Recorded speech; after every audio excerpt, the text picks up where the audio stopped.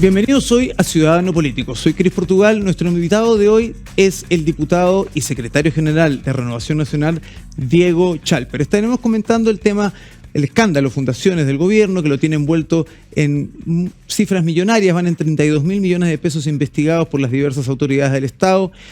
Mayoritariamente están involucrados militantes de Revolución Democrática. Esto implica al ahora exministro Giorgio Jackson, eso y más, hoy en Ciudadano Político. No antes querer comentar con ustedes lo grave de la situación de nuestros compatriotas, de los chilenos en el sur, que realmente están viviendo momentos difíciles, inundaciones, pueblos que han desaparecido completamente, gente que se ha quedado sin casa y que han perdido básicamente todo lo que tienen. Todos sabemos que podemos ayudar de distintas maneras, probablemente lo hemos visto por redes sociales o nos lo han comentado en distintos chats de WhatsApp.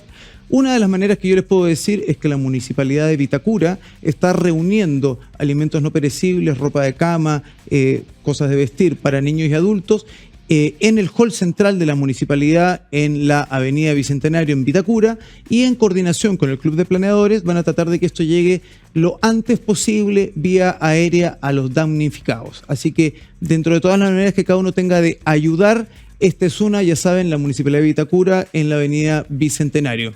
Hoy es un día importante porque ayer, 22 de agosto de 2023, se cumplieron 50 años de una resolución histórica de la Cámara de Diputados del 22 de agosto de 1973, previo al golpe. Pues bien, ¿qué decía esta resolución? Llamaba al entonces presidente Salvador Allende a restituir lo que para ellos era un grave quebrantamiento del orden constitucional del país. ¿Por qué? Porque había pasado por encima de diversas leyes, se habían indultado a personas que el Poder Judicial ya había condenado, se habían perdido más de 1.500 propiedades privadas, eso y muchas cosas más. Desencadenaron en esta resolución que de manera mayoritaria en el Congreso fue aprobada y que básicamente fue un antecedente para los hechos que todos conocemos, desencadenaron en el 11 de septiembre del 73. Es una fecha importante en la que todos deberíamos empezar a reflexionar y empezar a leer un poco de historia. Los documentos están todos en internet, es cosa de buscarlos y leer para entender un poco más el contexto de lado y lado de qué es lo que pasó antes del 11 de septiembre, durante el 11 de septiembre y después, por cierto. Bien, empezamos en Ciudadano Político hoy junto a nuestro invitado Diego Chalper. Gracias por estar con nosotros. ¿Cómo estás, Diego? Muchas gracias por estar acá en Ciudadano Político. ¿Cómo estás? Muy bien, muy contento de estar acá, muy bien, contento de compartir, así que conversemos, agenda abierta, lo que quieras. Muy bien. A las personas que nos están viendo en casa, Diego Chalper es diputado por el Distrito 15, es secretario general de Renovación Nacional, doctor en Derecho y abogado. Más preparado para el cargo imposible. Me tocó hacer un doctorado en Alemania, mientras mi señora estudiaba sustentabilidad y todos los temas vinculados a producción textil. Así que ¿allá mismo? Allá mismo, nos complementamos. Ella es más del mundo del arte, yo me he dedicado más a la política. Los hijos vinieron después. Uno partió allá y terminamos, digamos, viviendo juntos en Machalí, vuelta a Chile, cuando empecé la candidatura en O'Higgins, y los otros dos nacieron aquí en Chile, sí. O sea, todos nacieron en Chile en realidad, pero en el fondo la Coté nos informaron, fue bien impresionante. Ella termina su programa de magíster y el día de la celebración nos llaman por teléfono en ese caso desde un laboratorio que se hizo los exámenes para contarnos que la Coté estaba esperando guagua. Fue bien impresionante, fue como casi coordinado. Así que... Oye, ¿la Coté siempre te ha acompañado en esta aventura política? La Coté ha ido abandonando un poco la política, pero ella en la universidad, nosotros nos conocimos en trabajo voluntario. Ella participó activamente en su centro de alumnos, compitió por la federación, entonces ahí teníamos y tenemos mucha sintonía, pero ella se ha ido dedicando más a los temas académicos, porque yo creo que con un político en la casa es suficiente. Bueno, conocemos casos donde hay más de un político en casa. Sí, la verdad que los respeto mucho, pero... Tenemos a Alamán con la Marcela Cubillos, tenemos varios casos ahí. No, yo la verdad que soy más de... Me gusta mucho la política, pero en la casa me gusta más hablar de otras cosas, Vicente Falco o Crisa. Ya, muy bien. Oye, vamos un poco de contingencia. La reciente renuncia de Giorgio Jackson es un tema que no podemos dejar de tocar. Tú en su minuto dijiste que la renuncia de Jackson llegaba tarde y llegaba mal. Para ti, ¿la renuncia de Jackson fue algo que el presidente fue estirando, o era más Jackson el que no se quería ir? O sea, yo creo que el caso Jackson va a servirle al gobierno para muchas reflexiones posteriores, porque yo creo que es un hecho la causa de que este gobierno tiene dos almas. Hay un alma que ha tenido que pagar los costos, como el socialismo democrático, de otra alma que ya es un hecho de la causa, que bajo uno de los partidos, el caso Revolución Democrática, se asiló un modus operandi para dilapidar platas del Estado. Yo tengo la sensación de que sacaban plata para ir construyendo una red territorial pensando en que pueden perder el gobierno y por lo tanto desde ahí estructurarse. Me da a mí la impresión que esa es la mecánica que hay detrás. Y para el socialismo, vapuleado hasta hace poco por el actual presidente de la República, que decía que ellos habían sido los artífices de una transición amarilla, y hacía una serie de apelativos muy críticos en los últimos 30 años, hoy día se ven en la necesidad de salir a salvar a una generación que no tuvo la capacidad de conducción. O sea, piensa tú que esta es una generación que no solo hizo pebre la transición y criticó los últimos 30 años, sino que además nos dijo que la gran solución era el fortalecimiento del Estado, y cuando ellos estuvieron en posición de administrar el Estado, lo han hecho objetivamente muy mal. Entonces, yo creo que el caso Jackson es sintomático, especialmente por la frasecita que se mandó de los valores superiores, de cómo esa generación hoy día es una gran... por decirlo así, ha defraudado de una manera muy significativa a la ciudadanía. No solamente a sus votantes, sino al resto de Chile. Yo creo que había una... A ver, cuando Boric le gana a José Antonio Kast, él logra encarnar una frase que, guste o no guste, tuvo mucha fuerza, que es que la esperanza le gane al miedo. Ese fue el slogan. Y él creo que logró movilizar a mucha gente bajo la idea de que esta nueva generación iba a traer nuevas prácticas, nuevas maneras de operar. Ya la derrota del rechazo del 4 de septiembre fue una derrota política para esa generación. Yo creo que la mala gestión y el rechazo de la reforma tributaria fue una derrota programática, y yo creo que el caso Convenio es más grave todavía porque se ha traducido en una derrota moral. O sea, toda esa aura de superioridad moral que ellos tenían, que venían a reivindicar las prácticas y bla, bla, bla, ha quedado absolutamente destruida. Entonces, yo creo que esta es una generación que ha sufrido una depreciación tremendamente acelerada. Sí, bien. Bueno, no me quiero alejar del tema Jackson, pero entramos a esto, sigamos comentándolo.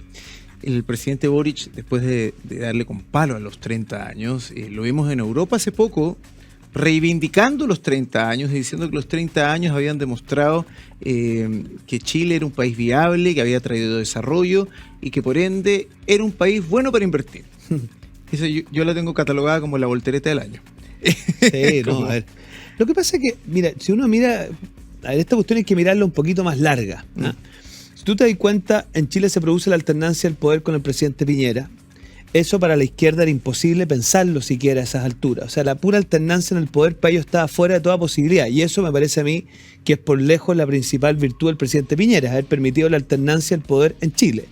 Eso produce una destrucción de la concertación. Tú te acordarás que ahí emerge la nueva mayoría como una especie de proyecto que encarna el sueño de esta generación estudiantil, hecha programa de gobierno, la presidenta Bachelet. Y entran los comunistas al gobierno, exacto, que es un dato no menor. Entonces, ahí se produce un rebaraje completo de cómo entendíamos la política en Chile, porque de alguna manera pasamos de una lógica de los consensos a una lógica de la polarización, ¿no? Ahí se produce, bueno, la presidenta Bachelet tiene un mal gobierno en el plano de la gestión. Tú te acordarás que por primera vez se cambió un ministro de Hacienda, tuvimos una pésima gestión en términos de efectivamente llevar adelante el programa de la presidenta Bachelet, y termina devolviéndole el programa de gobierno al presidente Piñera. Pero con un problema, que es que la centro derecha que asume ahí es una centro derecha que yo creo que tiene mucho énfasis en la gestión, pero que no logra del todo entender que el Chile que emerge es un Chile más exigente, que tiene demandas de mayor eficacia en términos de protección de ciertas garantías sociales. No por nada la clase media protegida no fue más que una página web, tú te acordarás. Y creo que ahí no fuimos capaces de dimensionar la profundidad del desafío. Entonces, ante este desazón de la ciudadanía, que había confiado en el sueño de Michelle Bachelet, que había confiado en la gestión del presidente Piñera, le da la oportunidad a esta generación. No obstante, yo creo que la ciudadanía se da cuenta que esa generación no está preparada para gobernar. Es tanta la desazón con la clase política, es tanta la desazón con la gestión práctica, que prefieren darle la oportunidad a Boric. Y eso no hay que dejar de mirarlo, Cris, porque yo siento que para lo que viene, nosotros no nos podemos equivocar. Aquí hay un malestar social que sigue latente en Chile. Tenemos una clase media sobreendeudada que básicamente ha sostenido su situación de salud, de previsión social, en base a créditos. Y eso es algo que los que creemos en la libertad, que creemos en que las personas tienen que tener ciertos pisos mínimos de dignidad para poder construir sus propios proyectos de vida, tenemos que hacernos cargo. Ya, tú eres secretario general de un partido conformante de Chile Vamos, con peso gravitante en las negociaciones. Aparte, siempre presente en todas las mesas de negociaciones que ha llamado el gobierno y probablemente a las que llamarán. Las reformas van a ser mucho menos profundas que las que tiene planteadas hoy el presidente Gabriel Boric en su agenda, por distintos motivos. Se le cayó la constitución que él quería y cada vez está quedando un poquito más aislado, los escándalos que ha tenido. La UDI se paró de la mesa negociadora por la reforma previsional y la reforma tributaria que tienen planteadas. RN era un poco más partidario de quedarse. Me pareció que tú en un minuto inclusive dijiste que la UDI estaba siendo muy dura. No, ahora, ¿cómo se sigue negociando con un gobierno que, por ejemplo, en el día de los indultos estaban negociando la mesa de seguridad en un piso de la Moneda y en el otro piso estaban firmando los escandalosos indultos? Que recordemos fue el primer gran escándalo del gobierno. ¿Sabes lo que pasa, Cris? Mira, yo creo que es muy probable que nosotros volvamos a gobernar. ¿Sí? La derecha en amplio. Ahí habrá que ver puntualmente quién. Yo por lo menos creo que el tema previsional ya no resiste más. Y no querría que nuestro gobierno tenga que enfrentar un tema inconcluso con una frustración más. Entonces, yo por una cuestión práctica, por una cuestión de que hoy día el gobierno, el proyecto original del gobierno con sus cuentas nacionales, con su derogación del decreto ley 3500, con todo ese andamiaje está absolutamente derrotado. O sea, el gobierno ya eso lo abandonó. Entonces, mi posición es que hoy día estamos en un buen pie para construir una reforma de pensiones que, teniendo a la vista que hoy día la pensión garantizada universal por la vía de los impuestos generales ya ha resuelto ciertos pisos mínimos de garantía, tenemos que asumir que no es viable una sociedad en donde tantos adultos mayores tienen pensiones indignas. Y eso hoy día no va a cambiar en 2-3 años si no hacemos algo al respecto. Y siendo gobierno con esa papa caliente y con una oposición probablemente no tan razonable como a rato hemos sido nosotros para el nivel de estupideces que han hecho algunos de los artífices actuales. Más bien dura, como fue en el gobierno anterior de Piñera. Es que yo creo que una cosa es ser duro y otra cosa es ser absolutamente irreflexivo. O sea, yo hasta acá no conozco a nadie en mi sector que le haya pedido la renuncia al presidente Boric. Y en el gobierno anterior le pidieron la renuncia al presidente Piñera, los mismos que hoy día parecen los guaripolas de la democracia. Entonces, yo creo que nosotros tenemos una oportunidad en un momento en donde la izquierda chilena ha sufrido una derrota política y cultural de envergadura, de construir un acuerdo en materia de pensiones que sea favorable a nuestra idea. Esa es mi convicción. Y por lo tanto, cuando tú tienes que el 90% de los chilenos quiere que el 6% de los puntos vaya a cuenta de capitalización individual, tú tienes una tremenda oportunidad para pararte ahí. Y yo no tengo tan claro que en 3 años más vayamos a estar en la misma posición. Bien.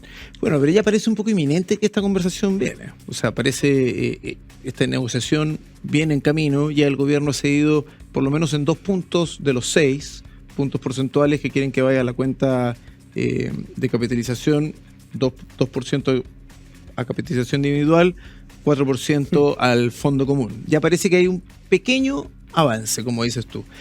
Suena súper razonable que ustedes no quieran, o tú pienses puntualmente, de que esta papa caliente no llegue al próximo gobierno, sea quien sea. Porque uno siempre dice, ¿no? Uno no sabe quién va a ser presidente, pero por lo menos sabe quién no va a ser presidente. Y yo te podría decir, por lo menos desde mi punto de vista, que el próximo presidente no va a ser del Frente Amplio y no va a ser del Partido Comunista. Por lo menos son dos cosas que podríamos vislumbrar bastante probables. El gobierno, ¿tú crees que se va a quedar tranquilo y va a ceder en esto, en sacar una reforma previsional donde el 6% vaya a cuenta individual y que el resto se financie vía impuesto general? O sea, el gobierno tiene que tener claro que el formato 4.2, Fondo Integrado de Pensiones, no tiene ninguna viabilidad política, porque ni los partidarios de ellos hoy día están en posición de defender una cosa así. Yo creo que nosotros lo que tenemos que construir es algo en donde de manera predominante y, si me permites, total, vaya a las cuentas de capitalización individual, el 6%.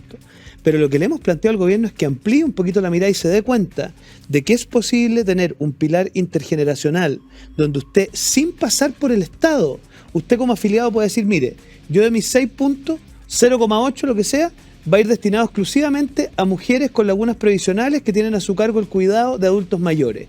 Eso se estila en el mundo y el Estado no aparece nunca. Dirigido. Esa plata va derecha. Entonces, ¿qué es lo que me pasa a mí? Que a mí la lógica del sálvese quien pueda y que cada uno en el fondo se rasca con sus propias uñas, yo creo que es inviable políticamente y socialmente. Pero eso no significa que tengamos que comprarnos la fórmula del reparto estatal. Hay otros mecanismos en el mundo que permiten hacer solidaridad entre las mismas personas sin necesidad de pasar por el Estado. Y eso es lo que yo creo que tenemos que empujar, porque a mí me interesa que ese cotizante entienda que la mujer que está a cargo de un adulto mayor tiene lagunas previsionales, no porque quiera, sino que porque, para bien o para mal en Chile, ella tiene a su cargo una persona que le impide cotizar como cotizaría si fuera plenamente, digamos, compatible su vida con un mundo laboral pleno. Entonces, que nosotros a esa mujer le digamos, mire, sálvese como puede, o a través de impuestos generales en algún minuto le vamos a asignar un bono, a mí me parece que no hacernos cargo de realidades sociales que nos terminan reventando después en la cara. ¿Y la PGU? ¿La PGU no le ha mejorado las pensiones a los más bajos, a los que estaban con menos pensiones? A ver, aquí te voy a hacer una confesión. Por supuesto que sí, pero yo le hago la pregunta a los que me están viendo en su casa. Evidentemente una pensión de 300.000 pesos, 250.000 pesos, lo que sea, es mejor que de 87.000 pesos. Pero usted, el que yo pienso en mis abuelos, pienso en los adultos mayores que conozco, ¿les parece que 250.000 pesos es un piso de conversación? Entonces, está bien, ¿significa eso que uno tenga que ser irresponsable políticamente y adoptar fórmulas poco sustentables? Por supuesto que no. ¿Estamos mejor? Sí. Pero evidentemente todavía no le hemos dado una condición de dignidad a nuestros adultos mayores. Y ahí los que creemos de nuevo en la libertad, lo que queremos es que esos adultos mayores, probablemente en los últimos años de su vida, tengan un piso que les permita vivir una vida en libertad, pues. Porque a ver, entendamos lo siguiente, una mala pensión no es un problema solo de ese adulto mayor, es un problema del entorno familiar completo. Hay hijos y nietos que terminan teniendo que financiar remedios, hay hijos y nietos que terminan financiando probablemente hasta créditos hipotecarios inconclusos. Entonces yo la invitación que le hago a todos nosotros es que miremos que sí, estamos mejor, pero que podríamos estar un poquito mejor si nos ponemos la mano en el corazón. Bien. Entendido el tema previsional, Diego. Nos vamos a la primera pausa acá en Ciudadano Político. Soy Cris Portugal y hoy estamos junto al secretario general y diputado Diego Chalper. Patio Outlet, la red de outlet más completa del país. Encuentra grandes oportunidades en grandes marcas.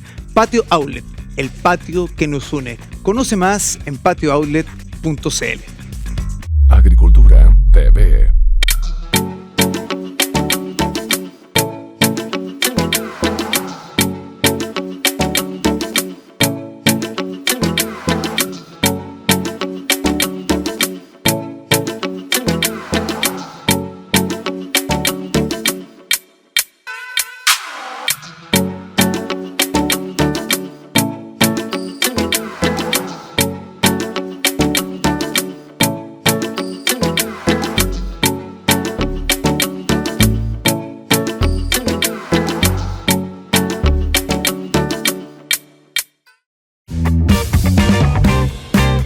Forma en que el gobierno se defiende cuando todo el mundo pide la salida del ministro de Desarrollo Social, Giorgio Jackson, ¿no?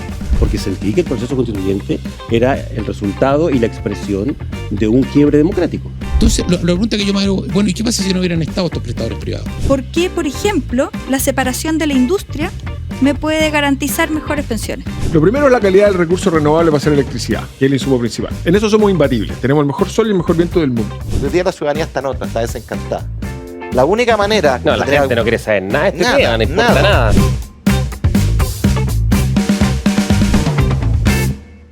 ¿Qué tal, amigos y amigas? ¿Cómo están? Trataba de modificar ese rol. Y se escucha la fuerza que tiene. En los programas hacíamos el libreto el mismo día. Una bandeja con fajos de billetes. Desenmarcarme de mi papá. Lo que he hecho en menos los entrenamientos, que uno aprendía mucho fútbol viendo los entrenamientos. Me gusta mucho el fútbol. Sí, alasco.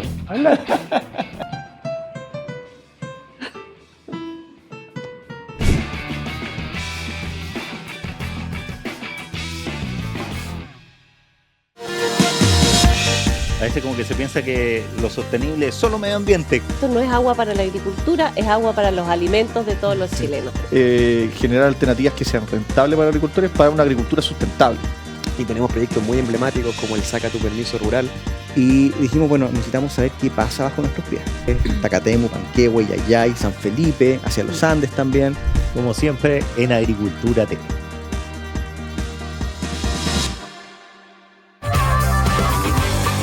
Listos para comenzar esta tertulia futbolística y siempre con algo más. Yo una vez me alojé en ese hotel también, una cobertura de la U. Alojé. Ah, ya, porque la pauta de hoy en blanco.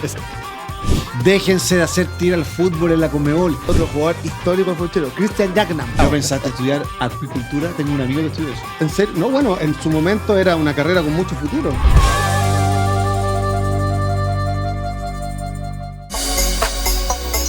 Saludarlo, acá estamos súper contentos partiendo ya otro capítulo de Desarrollemos Chile por las pantallas de Agricultura TV. Aquí se ha agradecido tremendamente que hemos hecho verdaderamente educación. Nosotros combinamos esas dos tecnologías y lo que logramos con eso es tener captura de movimiento en tiempo real dentro de la realidad virtual. Nuestro primer desafío es entender cuáles son los empleos de futuro y es un problema metodológico. Porque se nota muchísimo la diferencia de cómo uno puede generar impacto en un proyecto.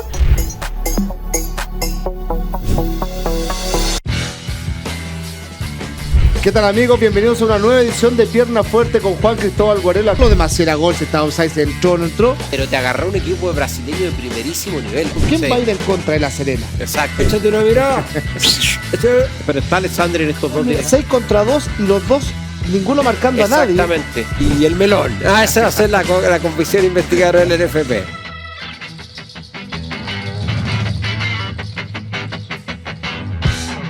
Bien, estamos de regreso acá en Ciudadano Político. Soy Cris Portugal y estamos junto al diputado Diego Chalper. Diego, estábamos conversando sobre el caso Jackson y el caso Convenios. En esta, lo que parece ser una estructura armada para el financiamiento de los propios partidos Revolución Democrática, Frente Amplio. Lo digo así porque aparentemente la gran mayoría de integrantes o involucrados en estos casos investigados pertenecen a estos partidos. Van en 32.000 millones de pesos investigados.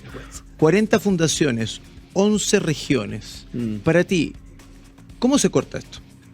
A ver, yo tengo que hacerte una confesión. Yo esto lo he hablado con el presidente directamente. Le he dicho que necesitamos un gobierno en la vanguardia y no en la retaguardia. ¿Qué significa eso? Un gobierno que es él el que denuncia y no que aparece reaccionando permanentemente a lo que pilla la prensa. Si pudiera darle un consejo al gobierno es constituyan un equipo de alto nivel que investigue esto de Arica Magallanes y sean ustedes los que llevan los antecedentes a la Fiscalía, a la Contraloría, caiga quien caiga, porque esto tiene una dimensión inevitablemente, Cris, penal y administrativa que la tienen que hacer aquellos organismos que están llamados a eso. Yo observo que el Ministerio Público está haciendo su pega. Yo creo que el fiscal nacional es consciente que se juega la continuidad de los muchos años que le quedan en el cargo de cómo resuelva esto. En el caso de la Contraloría es distinto porque vamos a tener un cambio de Contralor y eso obviamente también va a influir, pero mi sensación es que la institucionalidad chilena se la juega en cómo juzga el peor caso de corrupción desde vuelta a la democracia. Eso es una arista. Lo segundo, para serte franco, me preocupa si es que están tomándose las medidas del caso de cara a lo que viene. Por ejemplo, en la ley de presupuesto, yo espero que el gobierno entienda que nosotros no vamos a aceptar nada bajo el alero del subtítulo 33, que se llama que son la manera en como han operado, es decir, pasaron gastos que eran gastos corrientes a gastos de capital para burlar la acción de la fiscalización, burlar la acción de la Contraloría y de esa manera hacer estas transacciones. Eso no lo vamos a aceptar. Entonces espero que el gobierno no nos haga tener que denunciar eso, sino que se anticipe con una ley de presupuesto construida de buena forma. Y para nosotros otra cosa muy importante es que obviamente vamos a fiscalizar organismos como la DOS. En la DOS pusieron a la señora Churra, que era ex convencional. De segundo a bordo pusieron a alguien que conozco muy de cerca desde los tiempos de la universidad, el señor Nicolás Hurtado, que también hace mucha actividad política. Y yo les pediría al gobierno que especialmente en este caso entiendan que el gobierno no es un botín de plata fiscal para hacer ni campañas políticas ni armar redes territoriales, que es lo que yo creo que hay detrás de todo este andamiaje, detrás de los convenios. Diego Ibáñez tuvo una intervención bastante peculiar este fin de semana en Radio Bio Bio, donde textualmente dijo: bueno, los partidos políticos nos hemos acostumbrado a que estas fundaciones se ocupen como bolsas de trabajo. O sea, será el caso de ellos. Yo tengo la sensación de que lo que le pasó al Frente Amplio es que construyó su red territorial sobre la base de fundaciones fantasma que le permitían generar financiamiento por la vía de programas de baja fiscalización y de esa manera armaron las redes de apoyo territorialmente. Yo no veo que mi sector haga eso, yo más bien lo que veo es que nuestro sector tiene centros de pensamiento que efectivamente hacen su trabajo. Me atrevería a decir que predominantemente su financiamiento no proviene en ningún caso de fondos estatales, Y por lo tanto yo no me parece que ese sea un planteamiento razonable. Más bien me parece que un planteamiento como ese lo que viene a confirmar es el peor de los mundos, que es que aquí hay un modus operandi por parte de la izquierda frente amplista para generar fundaciones, corporaciones, lo que sea, de fachada, para, bajo el alero de hacer ciertas prestaciones al Estado. En la práctica lo que hacen es usar esa plata para hacer actividad política. Y una cosa más, yo creo que hay una buena oportunidad, y eso en mi sector político no se puede equivocar, para exigirle a la izquierda chilena un compromiso con la modernización del Estado y con la eficiencia del gasto. Eso, cuando seamos nosotros gobierno, va a ser muy difícil. Por lo tanto, de nuevo, a propósito de lo que decíamos de aprovechar la coyuntura para poder empujar cosas que, siendo nosotros gobierno, va a ser muy difícil. Yo veo que bajo la discusión del llamado pacto fiscal, que no es pacto, nosotros debiésemos exigirle como piso de conversación al gobierno modernización del Estado, fin del exceso de permiso, que muchas veces ellos lo han defendido bajo el alero de defender burocracia inexistente, y tercero, eficiencia del gasto, que son tres cosas que la izquierda, siendo oposición, no nos va a permitir hacer. Bien, Diego, en la misma línea de lo que estabas tú diciendo, la senadora Paulina Bodanovich exigió que el Estado debiese entregar todos los antecedentes que tuviese en base al caso Convenios. Y aparentemente hasta el día de hoy no ha sido tan así, como dices tú, un poco han estado reaccionando a lo que ha ido saliendo por la prensa. Fidel Espinosa, Juan Luis Castro, senadores del Partido Socialista, han sido bastante más duros. A Giorgio Jackson lo han nombrado líder de una banda, que esto es directamente corrupción. ¿Tú crees de que la cúpula de Revolución Democrática, de Convergencia Social, me estoy refiriendo a Giorgio Jackson, al señor Crispi, que está en el segundo piso de La Moneda, estaban al tanto de toda esta estructura que se armó disfrazada de fundaciones? Mira, es que yo no tengo cómo saber si estaban o no estaban al tanto. Tú eres diputado ante un eventual obvio, pero el punto, Cris, es el siguiente. Si no estaban al tanto es muy grave. ¿Ya? O sea, en el fondo, yo no tengo cómo saber si sabían o no sabían, y la verdad que eso será tarea de la Fiscalía. Pero el punto no es ese. Es creíble que un partido político tenga una red de militantes creando fundaciones de Arica a Magallanes, no pongamos todas las regiones, en 11 regiones del país, que por distintos mecanismos postulaban a ciertos fondos, y el partido como estructura no tuviera idea de una cosa así. Eso a mí como de dónde sale la plata para financiarnos. Eso a mí me cuesta creerlo, para serte franco. Y por lo tanto, yo creo que serán ellos los que tienen que demostrar si sabían y si no sabían. Si no sabían, es decir, si esto operaba bajo sus narices, sin capacidad de supervigilarlo, es tremendamente grave. Entonces, yo lo que creo es que aquí la responsabilidad política de Jackson... A ver, Jackson sale del gabinete por su pura responsabilidad. Por haber sido un ministro que impulsó la eliminación del Senado, por haber dicho que tenían valores superiores, por haber parado la ley de infraestructura crítica a la espera del proceso constituyente, en fin, o sea, por sus propios errores. Entonces, yo siento que acá Revolución Democrática tiene que pedirle perdón al país, y no solamente eso, hacerse una reflexión muy profunda respecto de cómo se ha producido que al alero de este partido se ha generado esta red de corrupción. En esa misma línea, te hago dos preguntas en una. ¿Qué futuro le ves tú a Revolución Democrática y al Frente Amplio per se después de este escándalo? En momentos que el presidente hace un par de semanas estaba tratando de impulsar la idea de que el Frente Amplio fuese algo nuevo y solo, donde probablemente le van a cambiar el nombre. O sea, claro. Eso por un lado. Y por otro lado, Convergencia Social, el Partido Socialista. El Partido Socialista hoy se ve súper incómodo en medio de toda esta revuelta. O sea, basta ver a los mayores, por decirlo yo, como digo yo, la vieja escuela, las canas, las declaraciones que dan, Fidel Espinosa, Juan Luis Castro, la misma Paulina Bodanovich, que no se le ve cómoda, qué decirte la cara del ministro Montes. Ellos hoy son parte del gobierno. ¿Tú los ves quebrando con este gobierno? No. Ya. No. A ver, mira, respecto a lo primero, yo creo que lo que está el presidente Boric, que se da cuenta, es que va a decir, señores, asumamos que este auto que nos ha permitido andar los últimos 10 años es un auto que está con las ruedas pinchadas, que está con el motor mal, o sea, hay que cambiarlo completamente. Y eso es lo que está intentando hacer. Detrás de la fusión de los partidos del Frente Amplio y construir una nueva marca es básicamente echar atrás este auto viejo y destruido que tienen y tratar de presentarse ante la sociedad con otro distinto.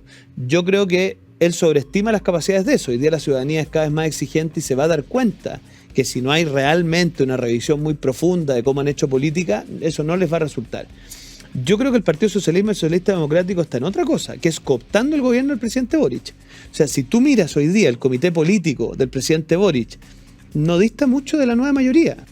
Tú tienes a Van Claveren, tú tienes a Álvaro Elizalde, a Carolina Toá. Entonces, claro, salvo Camila Vallejo, y ahí está la ministra de la Mujer, que es de Convergencia Social, si mal no recuerdo. La verdad que es un gabinete hoy día predominantemente cooptado por el socialismo democrático. Lo que le pasa al presidente Boric, y por eso aparece el tema de Baltasar Garzón, y te das cuenta que cada cierto tiempo le tira un candy al mundo más de la izquierda radical, es que Boric, en su pragmatismo, que yo conozco muy de cerca de los últimos 15 años, ha entendido que lo único que le queda a su generación es decir que pudieron terminar el gobierno y que terminaron el gobierno con un nivel de aprobación aceptable. Todo su motivación ideológica y programática, yo tengo la sensación de que el presidente ya la dio por perdida, y por lo tanto lo que le queda es que el socialismo democrático lo ayude a navegar para terminar el gobierno. Esa es mi impresión. Y lo otro que es interesante el fenómeno es que yo creo que el socialismo democrático, que digamos la firme, permitió el avance de la izquierda radical con silencio. En esto hay un libro de Daniel Mansuy que se llama Nos fuimos quedando en silencio, que yo creo que tiene que leerlo todo aquel que se dedica a la política, que demuestra cómo la izquierda democrática, obnubilada por estos dirigentes estudiantiles, permitió que barrieran con ella durante 10 años.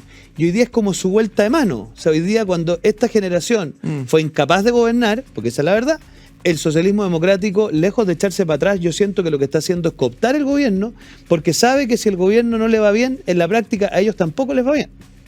Esa es mi lectura. Sí, yo tengo bien fresco el recuerdo de cuando el Partido Socialista, con Álvaro Elizalde en ese momento a cargo, dejó al resto de compañeros de la exconcertación parados en la puerta por ir a firmar y sacarse la foto con los cabros chicos, por decirlo de alguna manera. Para mí el hito político más relevante y el fin de la concertación en Chile fue cuando Ricardo Lagos termina cayendo en desmedro de Alejandro Guille. Ese es el momento en que la socialdemocracia chilena se embarca en la izquierda latinoamericana. Si tú me preguntas, ¿cuál es el punto climático? Ese. Y ahí en adelante, la izquierda socialdemócrata, la izquierda social cristiana se encandila con la izquierda latinoamericana, que encarnan en ese minuto Alejandro Guille, después la encarnó Gabriel Boric, y bueno, hasta aquí llegaron. Lo que pasa es que creyeron que la izquierda latinoamericana, que triunfaba en Ecuador y en otras partes del mundo, podía imponerse en Chile. Si cuando el presidente Boric apoya el proyecto de nueva constitución de la convención, lo que hay es el sueño de esa izquierda latinoamericana de quedarse con la joya de la corona, que es Chile. Pero Chile les dijo que no, porque la clase media chilena no está disponible a aceptar ese proyecto político que ha triunfado en Argentina, que lamentablemente volvió al poder en Brasil, que se tomó el poder hoy día en Colombia a través de Petro, pero que en Chile, afortunadamente, la clase media chilena les dijo que no. Esa es la verdad. Sí, es bien histórico. Es la primera vez que a través de un plebiscito se rechaza un proyecto de constitución, en este caso con una propuesta de extrema izquierda, y fue en Chile. Motivo de celebrar es probablemente el 4 de septiembre de este año. Si lo más potente, yo te quiero decir, para mí, es que ahí no ganó. A ver, cuando tú ganas en Maipú, cuando ganas en Independencia, en Cerro Navia, en Los Espejos, ¿para qué decirte en las comunas de mayor presencia mapuche? O sea, ellos planteaban una constitución indigenista, y en las comunas donde hay más presencia de pueblo originario les dicen que no. Perdieron. Tú te das cuenta que hay una derrota muy profunda. ¿Sí? ¿Cuál es mi temor? Y eso es el llamado que le hago a mi sector político. Es que nosotros no estamos siendo capaces de capitalizar la derrota cultural de la izquierda. Y eso significa entender que no basta con construir un proyecto político por un nicho de un 30%. Si la tarea de la centro derecha y la derecha chilena es construir un proyecto político para reeditar ese 62%. Y eso es lo que nosotros no estamos haciendo. Claro, ahí yo te tendría que decir que visto desde afuera, como ciudadano interesado en la política, como ciudadano político, pues te tendría que decir que la batalla cultural ellos la ganaron por mucho tiempo, y que el sector derecha la tuvo bastante votada y que recién reaccionó ahora con el tema constitucional post-rechazo. Totalmente de acuerdo. O sea, están ahí como armándose, aprendiendo a cómo hacer esto, desde las piezas comunicacionales que antes eran de un estilo y que ahora son de otro, hasta el discurso. Entonces, la derecha pareciera que está en un proceso de aprender a cómo dar esta batalla. Mira, yo te voy a hacer una confesión. Cuando yo salí de la universidad el año 2009, un grupo decidimos armar un centro de estudio que se llama Idea País. ¿Ya? Y decíamos, 2009, que el problema de nuestro sector era que habíamos sufrido una derrota cultural y que nuestros principios estaban derrotados. Año 2009. Nos trataron de todo. Pero nosotros perseveramos en esta modesta pelea, fuimos formando algunos cuadros, surgieron movimientos estudiantiles, Y yo en lo personal, modestamente, porque hay un libro que para mí es muy potente, que se llama Desarrollo Humano para Chile, uno que escribimos hace mucho tiempo atrás. Es raro autocitarse, pero lo que te quiero decir es que yo eso lo tengo claro. Si el punto está en que en un país como el nuestro, enfrentar culturalmente a la izquierda es asumir que eso significa mucho menos radiología y mucho más cirugía. Es decir, mi sector es muy asiduo a los análisis, a los estudios, a revisar, por decirlo así, los estudios radiológicos. Pero necesitamos más gente en la sala de máquinas, pues. Necesitamos más gente armando efectivamente movimientos estudiantiles, necesitamos más gente disputándole los liceos a la izquierda. Mucha de la gente que yo de repente escucho en selectos programas de radio, yo no tengo tan claro si entienden lo que significa ir a disputarle la USACH a la izquierda, o ir a disputarle la Universidad de Chile a la izquierda. Entonces ahí yo tengo la sensación de que ojalá mi sector político capte que para lo que viene está muy bien la discusión en los lugares y las zonas de confort, pero la gran batalla cultural con la izquierda es ir a disputarle a aquellos lugares donde se construye la opinión política en Chile, que siguen siendo los mismos lugares, los liceos, las universidades, los centros de formación técnica, la base social, y ahí mi sector, créeme... ¿Renovación Nacional con ustedes en la mesa directiva ha hecho algo por esto? Hemos ganado 5 federaciones de estudiantes. Bien. Silenciosamente, sin mucho show, pero hemos ido avanzando. En los liceos emblemáticos hemos tratado de meter poquito algunas expresiones. Lo que pasa es que lo que tenemos que entender, Cris, es lo siguiente.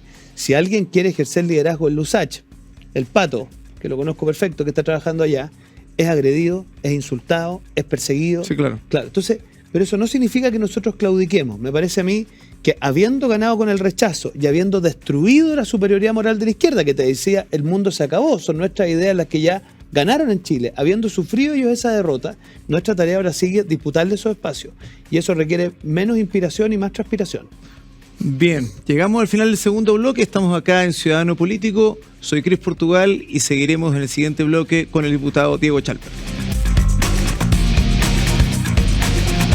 Patio Outlet, la red de outlet más completa del país. Encuentra grandes oportunidades en grandes marcas.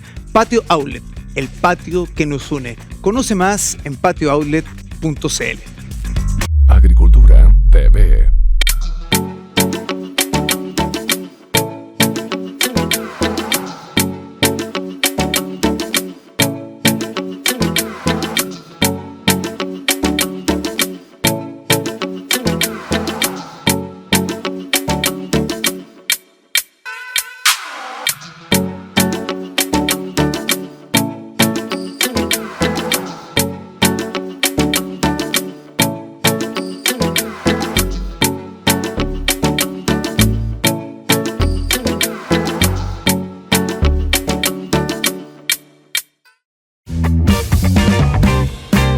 Forma en que el gobierno se defiende cuando todo el mundo pide la salida del ministro de Desarrollo Social, Giorgio Jackson, ¿no?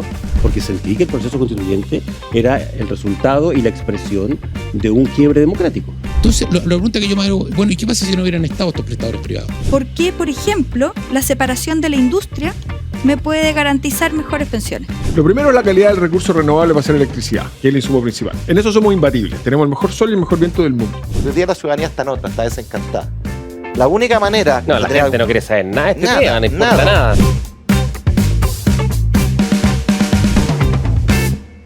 ¿Qué tal, amigos y amigas? ¿Cómo están? Trataba de modificar ese rol.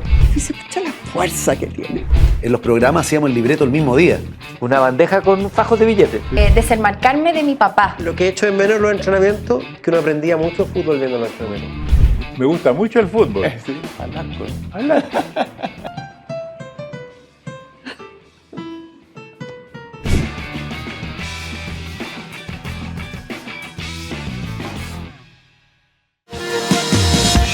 A veces como que se piensa que lo sostenible es solo medio ambiente. Esto no es agua para la agricultura, es agua para los alimentos de todos los chilenos. Generar alternativas que sean rentables para los agricultores para una agricultura sustentable.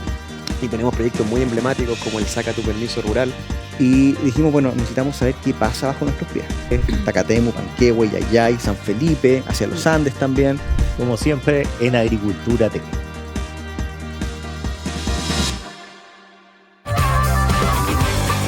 Listos para comenzar esta tertulia futbolística y siempre con algo más. Yo una vez me alojé en ese hotel también, una cobertura de la U. A los G. Ah, ya. Porque la pauta de hoy, en blanco. Déjense de hacer tiro al fútbol en la Conmebol. Otro jugador histórico del fútbol, Christian Jacknam. ¿No pensaste estudiar acuicultura? Tengo un amigo que estudia eso. ¿En serio? No, bueno, en su momento era una carrera con mucho futuro.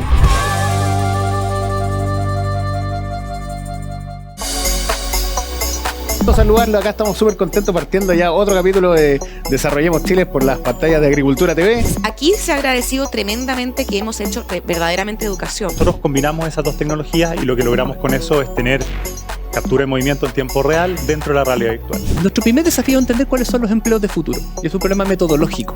Porque se nota muchísimo la diferencia de cómo uno puede generar impacto en un proyecto.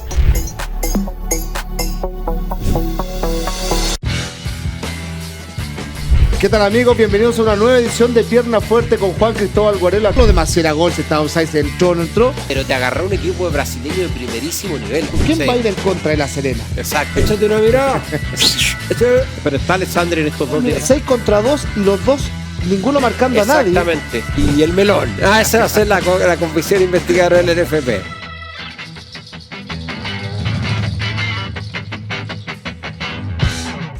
Estamos de regreso acá en Ciudadano Político. Soy Cris Portugal y estamos hoy junto al diputado Chalper. Bien, Diego, 3 temas que me gustaría comentar contigo antes que termine el programa, que estamos en el último bloque. La convención, los 50 años y el fenómeno Milei. Empecemos por Milei, que ha sido, digamos, la noticia de la última semana. ¿Cómo ves tú este fenómeno de un político que, si bien es cierto, él es diputado, pero digamos bien que tiene una figura quizá un poco de caudillo, donde está con un discurso bastante fuerte, antisistema político, libertario, como dice él, pero sin embargo sacó más de un 30% en las PASO, en las especies de primarias que tienen allá generales, sin una gran estructura partidaria. A diferencia del conglomerado de derecha y del conglomerado de gobierno, que tienen bases y tienen una estructura y plata por todo el país. ¿Cómo ves este fenómeno? ¿Por qué los argentinos votaron por una persona que lleva este discurso y si ese riesgo existe en Chile? ¿Sabes lo que pasa? Que los grandes responsables del triunfo de Milei es el kirchnerismo y el peronismo, que llevaron a hacer absolutamente insoportable para el argentino promedio las posturas de la izquierda. Porque el kirchnerismo y el peronismo, además de sus posturas absolutamente fracasadas en materia económica y generación de empleo, transformaron el Estado argentino en un verdadero leviatán burocrático. Entonces, ¿cuál es el planteamiento de Milei? A usted la política no lo ayuda, a usted la política lo tiene asfixiado y conmigo esa asfixia se acabó. Y eso para muchos argentinos es suficiente. Entonces, ¿qué pasa que en Chile también? El nivel de inoperancia del Frente Amplio es de tal envergadura que obviamente la ciudadanía puesta en la disyuntiva quiere parecerse lo menos posible a eso, a un gobierno que comete errores diarios en cosas muy elementales. O sea, yo que provengo de un distrito, digamos, distinto a la región metropolitana, los Ceremi no te contestan el teléfono. O sea, en el fondo, todo el andamiaje del Estado hoy día está absolutamente inmovilizado. Entonces, yo lo que creo es que acá, lo que está ocurriendo en Latinoamérica, ya pasó en Paraguay, pasó en su minuto en Uruguay, la reacción ante la izquierda latinoamericana, su inoperancia, su discurso trasnochado, su incapacidad de resolver problemas, la ciudadanía lo que está diciendo es: yo quiero parecerme lo menos posible a eso. Bien. Pero el problema, y ahí viene la dificultad, es que cuando esas expresiones llegan al poder o tienen poder, se dan cuenta que la respuesta simplista a la izquierda radical tampoco da para gobernar. Entonces, yo creo que la tarea que tenemos aquellos que modestamente intentamos construir un proyecto con raíces en la derecha, pero que busca ser mayoría sostenible en Chile, es no caer en la tentación de ser como una antítesis de la falta de capacidad de la izquierda radical, sino que es construir una alternativa sensata, razonable, sostenible en el tiempo. Fíjate lo que ha ido pasando, por ejemplo, en España. En España se produjo efectivamente esta antítesis entre Vox y el Podemos de Pablo Iglesias, que el nivel de inoperancia de Pablo Iglesias fue total, al punto que tuvo algunas acusaciones bien duras. Desapareció. ¿Te fijas? Pero ¿por qué hoy día vuelta nuevamente al dilema PSOE-PP? Porque los países no se sostienen en una polarización extrema en el tiempo. Entonces, mi impresión es que lo que está ocurriendo en Argentina y el fenómeno de Milei es muy sintomático de la inoperancia de la izquierda latinoamericana Pero yo no tengo tan claro, y te aseguro que incluso aquellos que son muy adherentes de Milei, pero que no son fanáticos de él, se preguntan si realmente Milei podría sostener en el tiempo un gobierno. No lo sé. Y dejémoslo hasta ahí para no meterme en problemas con los argentinos. Absolutamente. En ese sentido, pasando a un símil de lo que pueda estar pasando acá en Chile. Hay una gran inoperancia de la izquierda y al parecer hay una gran oportunidad del sector de derecha, y acá voy a incluir a Chile Vamos y voy a incluir a Republicanos. Hay una gran oportunidad de poder hacer las cosas bien, de crear una propuesta, de encantar a los chilenos y, por qué no decirlo, quizá tener un gobierno de 4, 8, 12 años.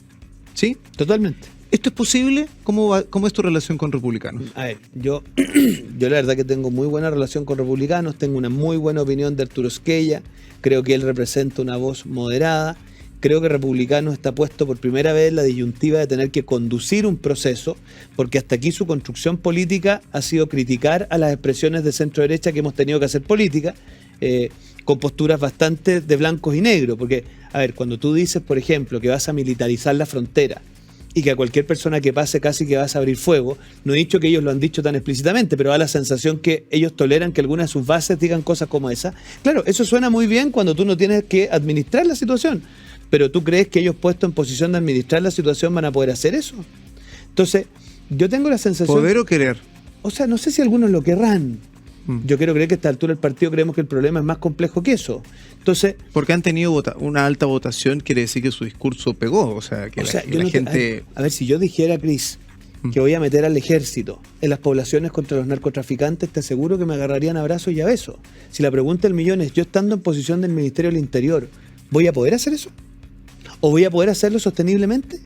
Entonces, ahí es donde viene el momento en donde nosotros tenemos que construir un proyecto político que, tocando las teclas correctas, marcando diferencias muy nítidas con la izquierda radical, enfrentándola en sus premisas equivocadas, entendamos que tenemos que construir algo sostenible en el tiempo. Porque cuando a ti te toca, mira, ¿qué le pasó al Frente Amplio al final? Siendo oposición podía decir lo que quería, porque era muy fácil decir lo que quieres cuando no tienes un contrafactual y no tienes que hacerte cargo de las consecuencias de lo que dices. Pero puesto hoy día a gobernar, la misma señora que nos criticaba porque nosotros implementábamos fuerza militar en la macro zona sur, creyó que ella podía ir en búho al Gualmapu y que la iban a recibir con abrazos y besos, pues, y la agarraron a balazo en Temucuicui. Es que siches. Claro, entonces ahí ella se dio cuenta de que la realidad es más compleja que las elucubraciones teóricas de algunos. Entonces, yo creo que el desastre del Frente Amplio nos ofrece una buena oportunidad, pero también una tentación. La tentación es creer que tenemos que ser la antítesis del Frente Amplio, y yo no creo eso. Nosotros tenemos que hacer una clara diferencia con el Frente Amplio, pero construir algo que se sostenga en el tiempo. Y si hacemos eso, efectivamente, me parece a mí, podemos tener gobiernos de centro-derecha o que reediten el 62% por varios años más. ¿Pero te ves trabajando tú con esta especie de primos hermanos o primos que son los republicanos? O sea, yo estoy muy entusiasta en cómo ellos han enfrentado el proceso constitucional. ¿Ya? Me parece una buena noticia para el país que, puestos ellos en la disyuntiva de si se compraban la tesis de la Teresa Marinovich o se compraban la tesis de Arturo Esquella, los veo más inclinados a la tesis de Arturo Esquella, que es intentar viabilizar el proceso.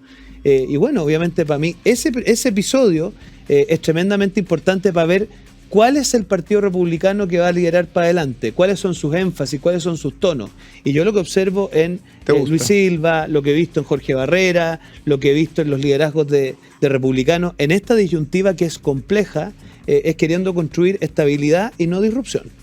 Ya que entramos al proceso del Consejo Constitucional, veo que te gusta cómo va avanzando. ¿Qué expectativas tienes tú para diciembre? Para si se en contra o a favor, ¿se aprueba o no se aprueba? O sea, a ver, yo creo que Chile tiene que cerrar el capítulo constitucional, especialmente, y aquí te voy a hacer una confesión, para sacarle la excusa a la izquierda radical que la Constitución le impide ser eficiente. Si lo que le impide ser eficiente y efectivo es que sus ideas son pésimas. La Constitución no es un problema, pero ellos encuentran una muy buena excusa en este cuco que le pusieron a la Constitución. Y es para que no le reviente la bomba y no le dejen el problema al siguiente gobierno, bueno, que hay altas probabilidades que sea de tu sector. O sea, a mí me pasa que el capítulo... A ver, los países discuten en el marco de la Constitución y no de la Constitución. Los países que yo tengo como referente cierran el capítulo constitucional y Chile no se puede permitir mantener eso abierto.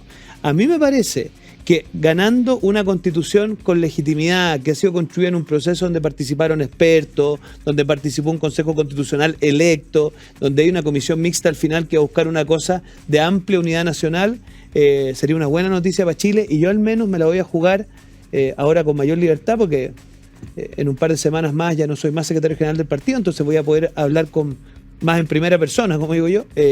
Hay que jugársela por completo para que esa constitución sea una constitución. Mira, Chile tiene una oportunidad histórica, Cris. Yo sé que esto es difícil verlo.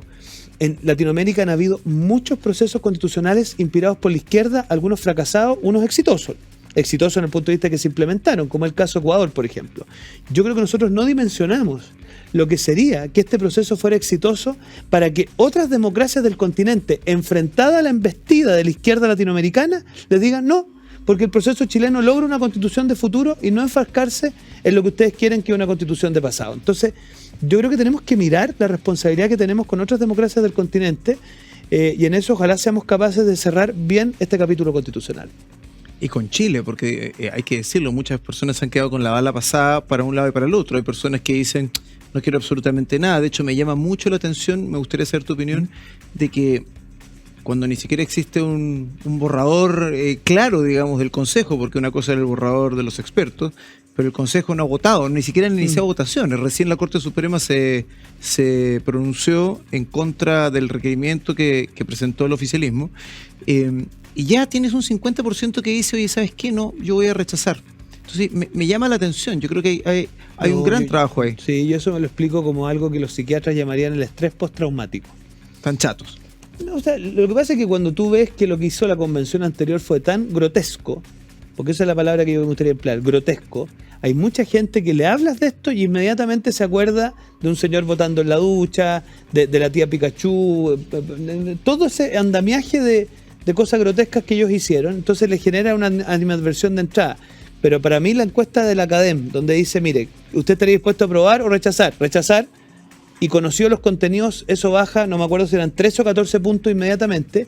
Yo confío que cuando la gente empiece a ver que la Defensoría de las Víctimas va a quedar consagrada constitucionalmente, que es una pelea que no le hemos podido ganar a la izquierda, que se va a consagrar normas nuevas en materia de probidad, que se va a avanzar muchísimo en la protección de ciertos derechos sociales, pero con provisión mixta y respeto a las propiedades de los fondos, la gente va a decir, ¿saben qué más? Démosle una oportunidad a esto y cerremos el capítulo.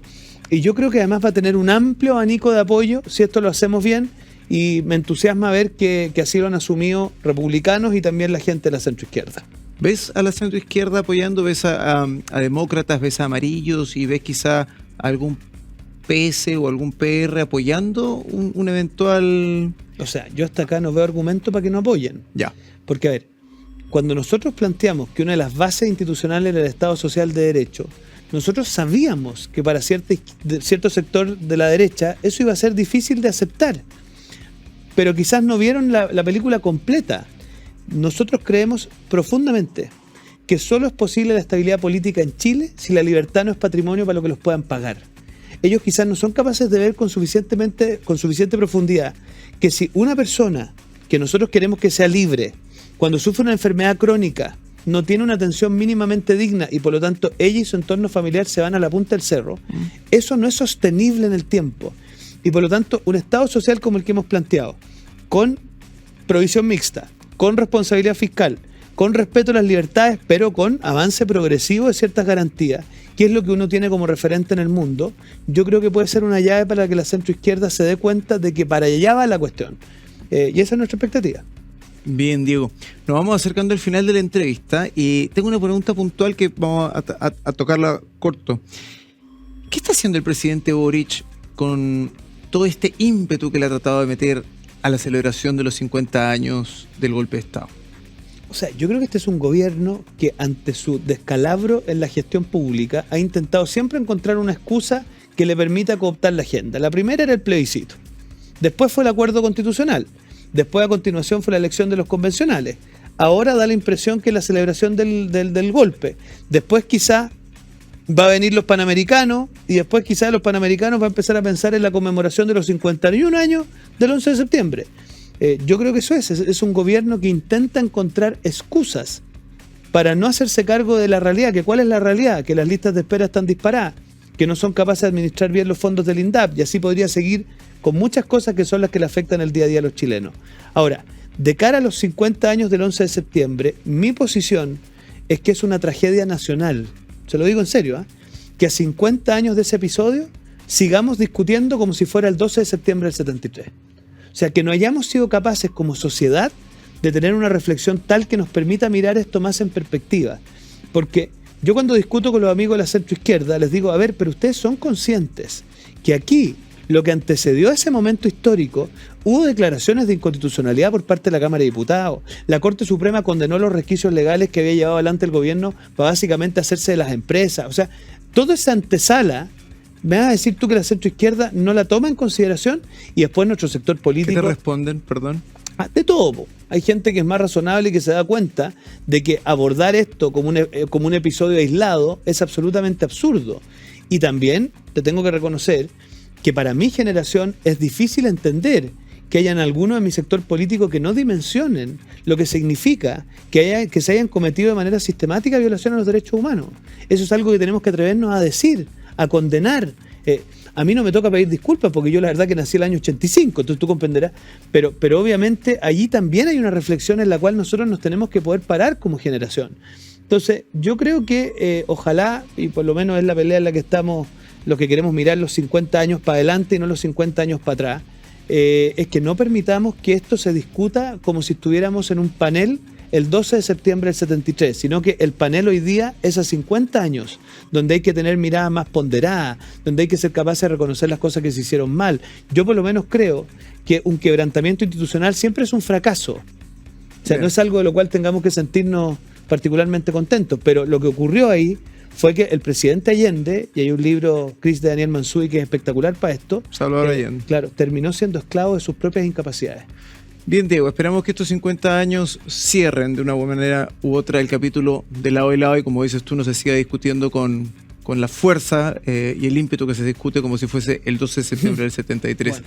Diego, muchas gracias por la entrevista, gracias por haber estado acá, éxitos en todo lo que viene en la Cámara de Diputados y esperamos tenerte de vuelta. Hay muchas cosas que comentar de acá a fin de año sin duda. De todas maneras, muchas gracias a ti, te felicito por tu programa. Muchas gracias. Bien, esto fue Ciudadano Político, soy Cris Portugal, hoy día estuvimos junto al secretario general de RN y diputado Diego Chalper. Gracias por habernos acompañado, véanos todos los miércoles a través de Agricultura TV, Radio Agricultura en el canal de YouTube. Gracias.